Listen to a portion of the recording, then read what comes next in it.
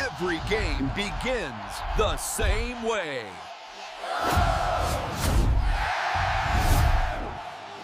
This is Orioles Fan Central. Welcome back to Birdland. Before we dive into this exclusive intel that is shaking up the backrooms, I need you, the loyal fan who shouts our famous O during the national anthem, to do your part.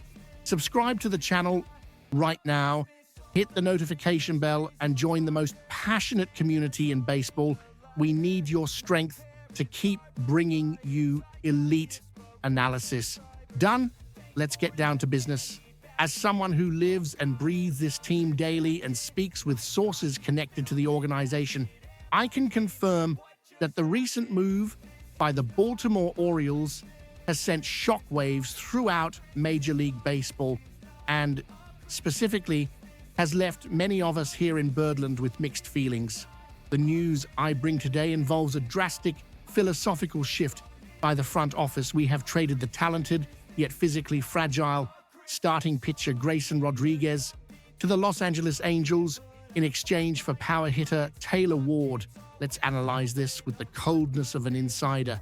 Grayson Rodriguez was viewed as a pillar of our future, an electric arm with contract control through the end of the 2029 season.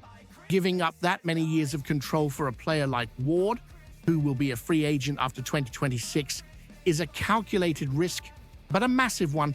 My sources indicate that internal frustration with Rodriguez's inability to stay healthy was the determining factor.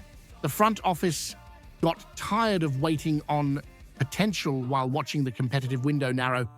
The focus is now clear: immediate offense.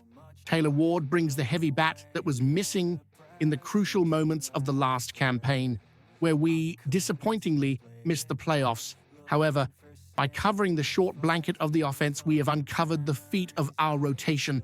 Rodriguez's departure creates an alarming vacuum on the mound. This is where my analysis needs to be honest with you. You don't win in October just with home runs. You need pitching stability, something we have just sacrificed. The market reacts to this trade, seeing an aggressive Baltimore, perhaps even desperate to correct course after last year's failure. We are talking about a classic win-now move, but one that places absurd pressure on GM Mike Elias to find a suitable replacement in the pitching market. The narrative in the league corridors is that the Orioles are willing to mortgage part of the long-term future to ensure the offense doesn't disappear in decisive games again. However, the burning question around Camden Yards is who is going to take the ball every 5 days. The Rodriguez trade isn't just a player transaction. It is a statement that patience with the development of injury-prone pitchers is over, and the pursuit of immediate results is the only priority currently in effect in Baltimore. With the gap left by Grayson Rodriguez wide open, my information and market analysis point to a specific target that could be the key to saving our rotation in 2026. Zack Gallen of the Arizona Diamondbacks. Andy McCullough of The Athletic raised this possibility, and cross-referencing it with what I hear from league executives, it makes perfect strategic sense.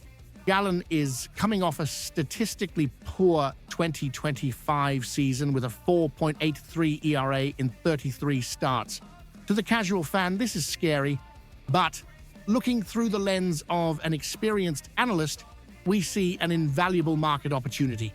Gallen is about to turn 30, and his trade value has dropped, allowing the Orioles to acquire a former Cy Young contender, 5th place in 2022, 3rd in 2023, for an affordable price. What we need to focus on is not just the inflated ERA from last year, but the durability. He has averaged over 180 innings per season since 2022. In a world where our pitchers break constantly, Gallen is an innings eater, the stability we desperately need. Technical analysis suggests that Gallen's issues in 2025, specifically the high home run rate and the loss of command on his curveball, can be corrected with a change of scenery. Leaving the National League West and coming to Camden Yards with its altered dimensions that favor right-handers could be the remedy to suppress the home runs that punished him so much.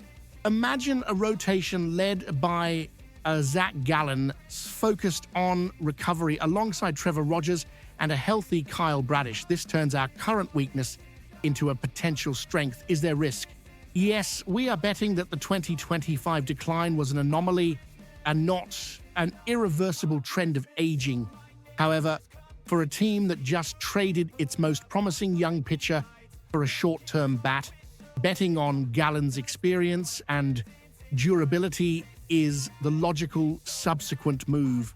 If he regains his 2023 form, we will have a legitimate ace leading the top of the rotation. If he's merely average, he still gives us the 180 innings that Grayson Rodriguez could never deliver. It is a chess move.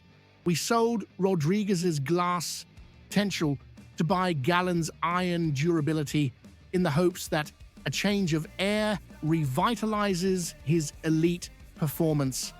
The Orioles executed a risky maneuver by trading the long-term potential of Grayson Rodriguez for the immediate impact of Taylor Ward, aiming to fix the anemic offense.